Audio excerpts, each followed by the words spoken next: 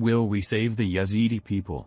In the 21st century, relations between ethnic minorities and the titular majority remain a powerful source of conflicts between different peoples. Unfortunately, the Yezidi community is no exception. The struggle, so to speak, manifests itself in the following way: it touches on such sensitive issues as historical primacy, cultural identity, etc. Demographic facts are often difficult to establish and represent a controversial issue. Cultural identity, namely its preservation, is a significant problem for the Yezidis. The popularity of the majority culture is more attractive and interesting than the culture of the ethnic minority, to which there are many questions to which we get few answers. Ethnic minority issues relate to the political participation and social integration of groups that differ in a number of ways, ethnic, religious and/or linguistic, from the majority of the population.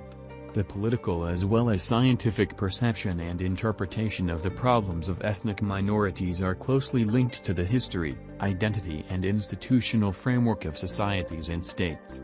Almost every state faces the fact that passive disregard for its rights and freedoms leads to a recessive minority.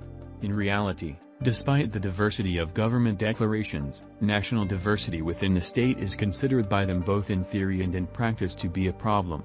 The conflicts that result from this diversity, as well as attempts to find a way out of them, remain one of the pressing problems of modern politics. A remarkable feature of the modern era is the struggle of nationalistic actors for the realization of the ideal of a homogeneous national state in a world where ethnic and national borders rarely coincide.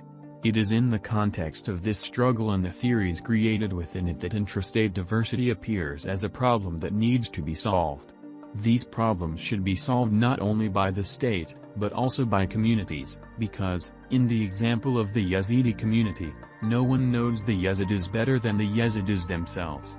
If the bubble is filled with numerous problems, it will burst sooner or later, and we need to start solving these problems that are gnawing at the Yezidi community right now.